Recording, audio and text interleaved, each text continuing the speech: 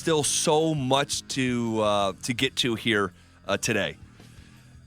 Phil, are the Broncos close? Are the Broncos? Let me ask you like this: are the Broncos? That's a great question. Well, yeah. I guess interpret it however you want to. Yeah. So when you talk about close, like, hey, we got to the playoffs this year, and that's hard to do. But this is all about winning, and it's all about trying to win a Super Bowl. And so that's what I'm going to interpret it as, like when you say, are the Broncos close? Are the Broncos close to winning a Super Bowl or just getting there? The answer is no. We still have a way to go. We still have some way to go. But all it takes is a couple moves here or there. And all of a sudden you look up, things go your way again, you stay healthy like the Denver Broncos have been for the past 2 years. Bo Nix takes it to another level.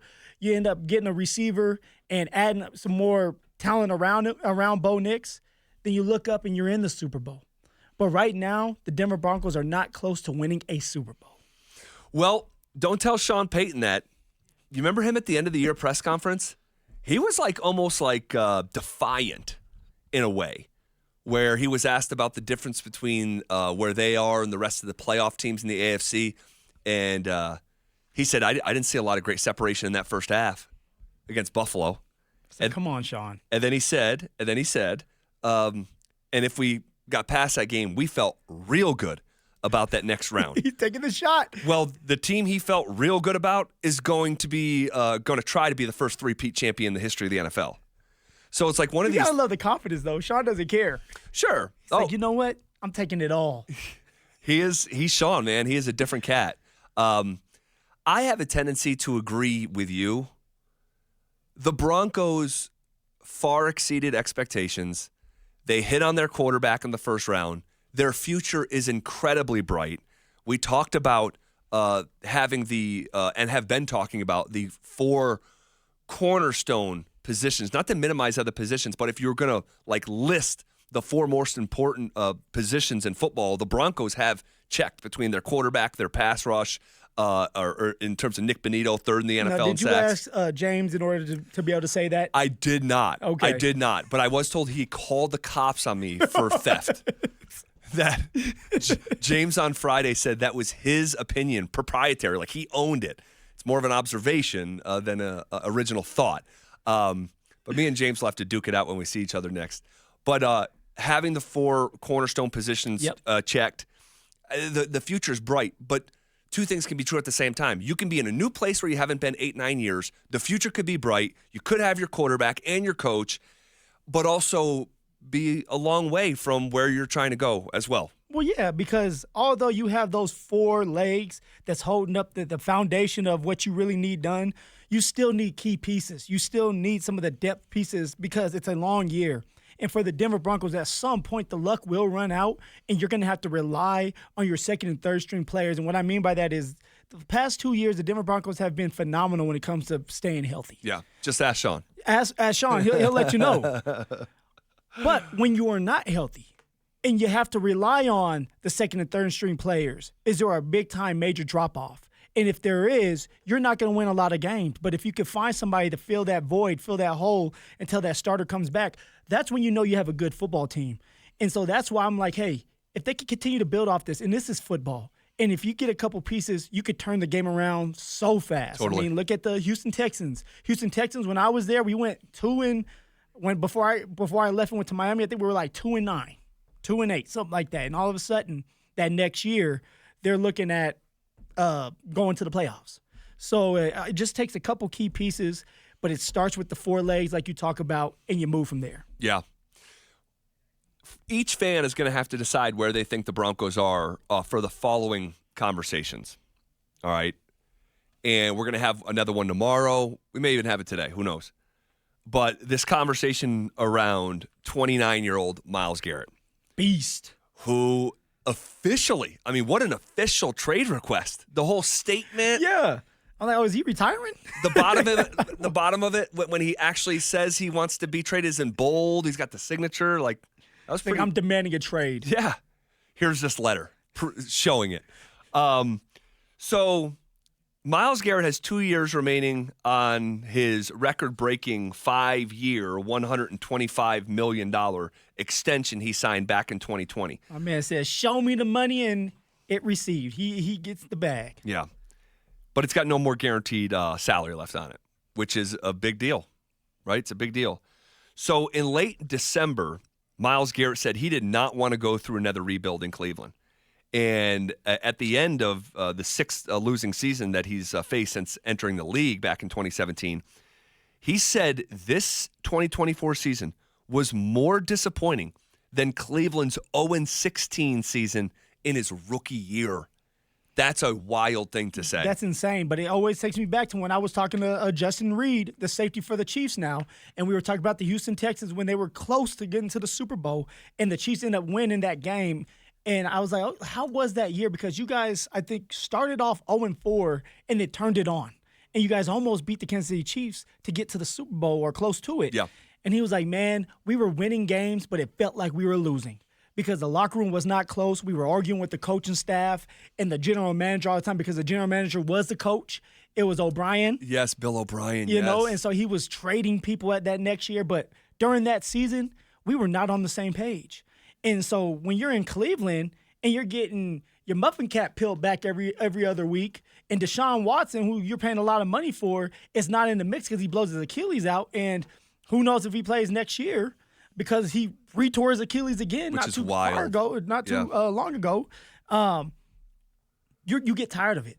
And so for Myles Garrett, he wants to win. He wants to feel what it feels like to be a champion. Don't we all? Yeah. But he has the leverage to do it. He has the leverage to do it, and so now it's like, will it get done?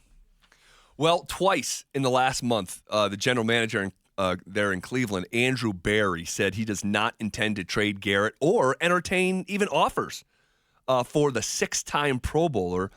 At his end of the season news conference, the GM there, Barry, said, quote, my expectation is that he'll have a direct ticket from Cleveland to Canton at the end of his years, and I expect him to be here and retire a Brown, quite frankly, end quote. Which is funny because this morning in that statement from Myles Garrett, he said, while I love calling this city my home, my desire to win and compete on the biggest stages won't allow me to become complacent. The goal was never to go from Cleveland to Canton. It has always been to compete for and win a Super Bowl, end quote. Oh, he's a me guy now, huh? We put it right back in the GM's face. Like, well, this guy's going to go from Cleveland to Canton. He's like, that's not. I want to win. Yeah, I want to win. I want to be a champion. So, should the Broncos be involved in conversations surrounding Myles Garrett? The Denver Broncos should always be involved in any kind of trade talks, any kind of trade scenarios, just to be open with it. Who knows what ends up happening? But you want to make sure that you connect the dots and say, okay, like, if this does come true, will this make our team better? If Myles Garrett becomes a Denver Bronco, do we finally get over the hump and not just go to the playoffs, but do we get close to the Super Bowl this next year? Do we see Myles Garrett being that game changer? And he's 29 years old, but being that game changer that could turn the game around and we can win a Super Bowl in the next couple years while Bo Nix is still on his rookie deal. That's what you start to think. And if that's the case, then you definitely try to shoot for the stars and get someone like Myles Garrett, Zach. Me personally, I'm not taking Myles Garrett. I like Myles Garrett, and he's a beast, and why would I not want to have him? But here's why I wouldn't want to have him. One, you're going to have to pay him a lot of money. Like, yes. He has no guarantees left. Right. He's obviously wanting more money. You're going to have to ante up the cash for whoever trades Myles for him Garrett. is going to have to extend that contract. Two, all right, you still don't have a lot of money because you're in cap hell. So if you go and trade for Myles Garrett, get that all done, but you don't have enough money to kind of fulfill the needs at in the offensive room and building around Bo Nix, like then all of a sudden you look up and it's like you're not going to win enough games. Your offense still needs to be good enough to win. It can't just be defense. Although defense wins championships, Bo Nix is a rookie, and so you want to build around Bo by getting him weapons. That's the key right there. Two, you have a young stud that possibly can emerge as a star in Nick Bonito, but you have to give him his time to continue to develop. Yeah, and it's a George guy. So you're dealing with a George guy that drafted this young man named Nick Bonito. You want to see that through, and they're young. And so it's like you're not having to pay a bunch of money. You bring in Myles Garrett, you're going to have to pay a lot of money for that man. Definitely. So although I love the opportunity to say, hey, we could have Myles Garrett here, I think we have something good going on right here, and it's a building working progress. It just needs a couple more pieces. I don't think you go all in. And for George, I think George is going to be nervous. He went all in on Russ and see how that backfired on him. Now, I'm not saying Garrett Wilson is we're not Garrett Wilson. Myles Garrett. Myles Garrett, my bad. You're good. Myles Garrett is Russell Wilson. He's a bust. But that's a lot on a general manager when it's like, hey, I'm going to go for it again. Now, Sean, like I've said before, Sean's aggressive. He is. And if Sean thinks that Garrett could come in and do something special and help him get over the top, why not do it? But you're out on this. I'm out. Oh, I wonder how Sean would see this. Because he has shown a propensity to be aggressive in the past. But also he's an offensive guy and would probably want to stack more offensive players around his young and his favorite new toy, to your point. Oh, man. You're probably right at the end of the day. This just does not fit where the Broncos are at. Now, you could say, like, if this was a more traditional setup, and this is my least favorite part about the whole Russell Wilson experiment gone wrong, is that you don't get to maximize that what I've basically been calling a honey hole of a rookie quarterback. The honey hole on a football field, like dropping it between a DB and a safety or whatever. Yeah. The honey hole of a franchise quarterback is when he's on the rookie contract and you're able to do things that you'll never be able to do down the road because these quarterbacks make so much freaking money that you can capitalize in that first 4 years the way that they did around Russell Wilson and won a Super Bowl with that setup. And it's one of these things where that's my biggest regret is that right now the Broncos are not going to be or can't be or however you would want to phrase it as aggressive on Bo Nix's rookie contract because the first 2 years of it, the first half of it, you're absorbing the largest dead cap in the history of the sport. And it stinks. So and then you mentioned some several reasons there that like you're doing it organically right now. Like now, it's in-house. Like you're literally drafting these young players and they're hitting, right? Marvin Mims, Nick Bonito, Jonathan Cooper. Now, are they as elite as some of these players right now? We don't know. They're still young. But if Nick Bonito continues to grow and he has a better year than he did last year, he'll end up being a superstar or considered a superstar because that's the level he's playing at. Yes. And if it's consistent enough, then you hit on a young player that you did not have to pay a lot of money for at that moment. And so that's why it's like, hey, you guys have some kind of recipe going on that's working. Yeah. Don't mess that up.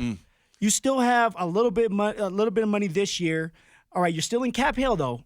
And so it's like build up your money and find ways to build around Bo Nix now. This is Bo Nix time. He's on his rookie deal, like you just got done saying, Zach. Why not go out there and bring some weapons? A running game and a tight end and mix it in with another receiver. And now it's like, okay, what can we do? We got to the playoffs this year. Can we win the playoff game? Yeah. Well, I'll say this just to play devil's advocate, because at the very end of the day, no deal. I don't think this deal is going to happen for the Denver Broncos. Kind of fantasy football a little bit. But because the Broncos are a playoff team, like it lives within the realm of possibility. They're like, what can you do now to try to get this roster, quote unquote, over the top? Nick Bonito is up for a contract, right? Yeah. Do you believe, this entire Myles Garrett situation aside, do you believe that the Broncos will extend Nick Bonito before he plays a down of Broncos football this 2025? You know what? I want to say yes. But when you have someone like George coming out saying, hey, we haven't really had talks yet, I start getting PTSD of myself. And I think what George and Sean want to see is Nick Bonito go out there and do it again. I think it's smart to get ahead of it. If you truly feel like Nick Bonito is going to have another year, get ahead of it. Sign Nick Bonito long-term. Deal with that early so that you can move on and start to pick up other pieces. Yeah. I feel like George is going to wait a little longer than we think. So, like, into the season? Yes. I think he's going to force Nick Bonito to play because it's like you did it 1 year, man. Right. See, that's the thing. 1 year. See, that's the thing that is doesn't like bother me, but like I feel like, and I forget who I was listening to today. Maybe it was Dover and Cease, maybe talking about like, hey, you could have Bonito for the next decade, and he hasn't shown you a reason why he can't be that guy. But and I hope I'm not misappropriating who said that, but it's like, wait a second, this has been a bit of a one-hit wonder here. Now, do we believe that Bonito is closer to the version of himself this year than at the start of his career? Yes. Yeah, for sure. But at the same time, just pump the brakes a little bit. Yeah, to your point about maybe George slow playing it, like we saw it one time, and do you want to overreact? And not overreact. Do you want to react to just the 1 year and ignore the couple years that came before? Because I don't know, honestly, I don't know, and this goes to your point about George maybe wanting to see more. Like, what kind of deal would you give Nick Bonito? Because it was really only 1 year at that level of production. Maybe it would be overreacting, giving him, I don't know, Phil, I'm just going to totally make up a number. And I'll pull up some comps here in a second. But so let's say it's an $85 million contract with $50 million guaranteed. He's based on this past year, he's worth that money. For sure, but it's like there's no consistency. Like we have to see it another year. If you bring the same stats for another year, then it's like, hey, you have substance. You have something to bring to the table. Say, this is why I deserve the money. Or the general manager and the people upstairs will be like, look, you didn't do enough long enough. You did it for 1 year, which is great, but you need to show us again. We'll be happy to give you this contract because you're in-house and it makes George look good. But also George can look very bad if you sign Nick Bonito right away. Right. Nick Bonito ends up having a year where he's hurt because he's been hurt for the past 3 years, all right, or at least 2 years where he was kind of injury prone. And that's where Vance was talking about because they were like, what's changed in Nick Bonito? And Vance said, just being healthy, being out there. And so now it's like, can you put together another year where you're out there just dominating, and halfway through, it's like, okay, George, don't mess around with your food. Don't play around with it. You saw what you needed to see. Now it's time to pay the man before you have to pay him more than you want to. Yeah. That's usually how you do it. And George looks like a guy that wants to be patient with anything now. I think that he's got startled a little bit with the Russell Wilson situation. Sure. And then if something goes wrong and Sean goes to him and says, hey, look, like what's going on now? It's on George. Yeah. So I'm curious what the how loud, and I have an assumption here, but how loud is Sean Payton's voice around the situation? Because we know that if Sean doesn't have both hands on the steering wheel from a general manager standpoint, it's at least one of them from the passenger seat. And it's like, how does he view it? You know? What would you think, though? Sean, being aggressive. What do you think? Do you think he wants to get it done, or do you think he wants to be patient as well? He may want to see it again. And that would just be, classic. I wouldn't say classic football coach. It's more of a classic general manager approach of like, I'm not overreacting. I'm not giving you a 10-album record deal because you made Ice Ice Baby. Do it again. Ice Baby. So, like, we're totally speculating. But if you're going to pay Bonito, I'm just going to reintroduce the Myles Garrett thing for here in a second. Yeah. If you're going to pay Bonito big-time money, all right, and I'm looking at the highest edge rushing contracts in the league right now. It's, annual average value around 25, 26, $27 million. The most is Nick Bosa,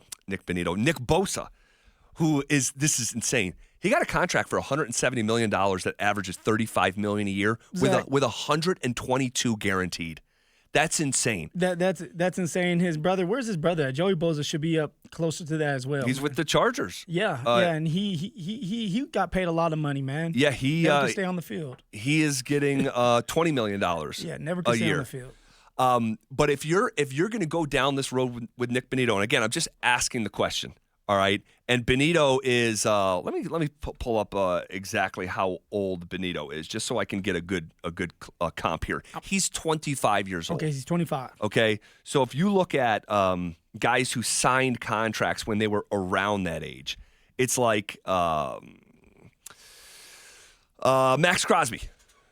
Max Crosby signed a $94 million contract. Now, he's 28 now, but he signed a $94 million contract that pays about $24 million a year with $50 guaranteed. Now, that was a few years ago, so the price is only going to go up. I'm saying this to just play devil's advocate with the Myles Garrett stuff. Yeah. If you are going to sign 25-year-old Nick Bonito for, let's just say, $100 million and pay him $25 million a year, and it's going to be $60 million guaranteed, something like that. Okay, so it's not tier one money, but it's like that second tier. What would you rather do? Roll the dice, and this is with the assumption that you're going to sign him before he plays it down, just for the exercise. And we're talking about Nick Bonito right now. We're talking about Nick Bonito, giving him a new contract, the way that a lot of Broncos country thinks that he's getting here. Yeah. So if you're going to pay Nick Bonito, what would you rather do? Would you rather roll the dice on Bonito that it's going to be more than a one-hit wonder and that he's going to be this close to this version of himself every year for $100 million, 25, a year? Or would you sign a Myles Garrett, who is a significantly more proven commodity? This guy's a reigning defensive player of the year. No, he's a beast. He's going to be a first ballot Hall of Famer who's still in his prime.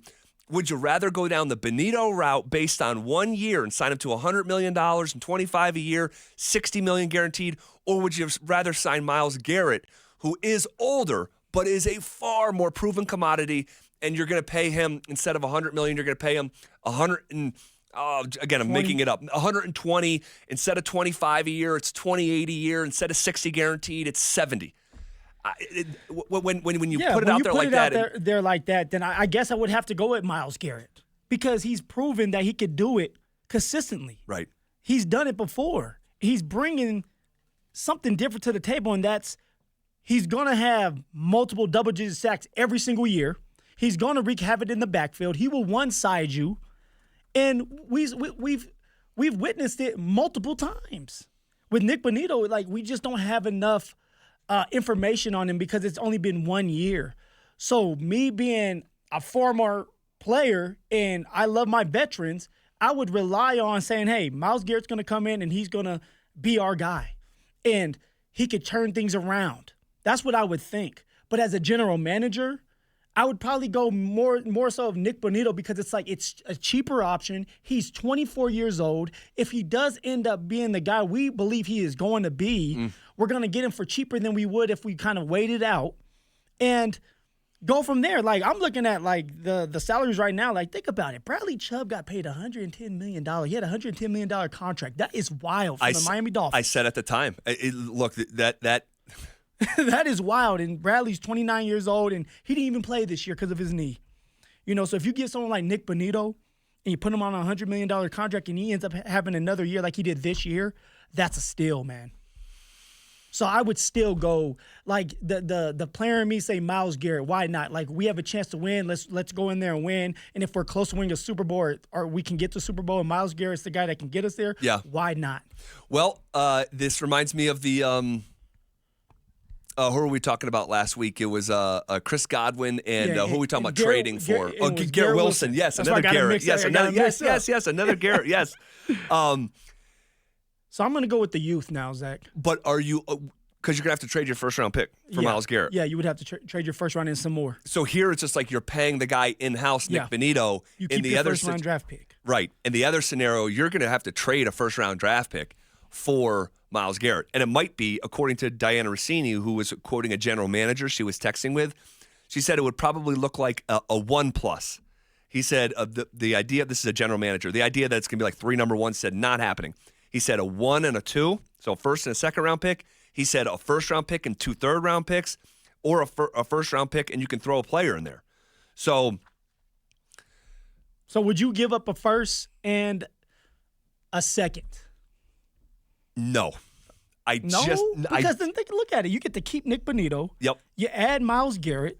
Yep. You give up your first, which everybody's like boo-hoo about, but guess what? We have George Payton, and George Payton's good at finding talent in them late rounds. Nobody works the back end of the roster like George Payton. Okay, so then now it's like, hey, we have a guy here by the name of Myles Garrett that will go in the Hall of Fame. And you get to keep your young player, Nick Bonito. Yep. But it's hard because like you probably are not going to pay Nick Bonito now as much as he's probably going to want. Yeah. That thing may bleed into the season. That thing may bleed into the season because the 1 year sticks out. Yeah. We'll see. You guys want to react to that conversation? You could hit us up, 303-713-1043. Would love to hear from you there. Okay, are we seeing a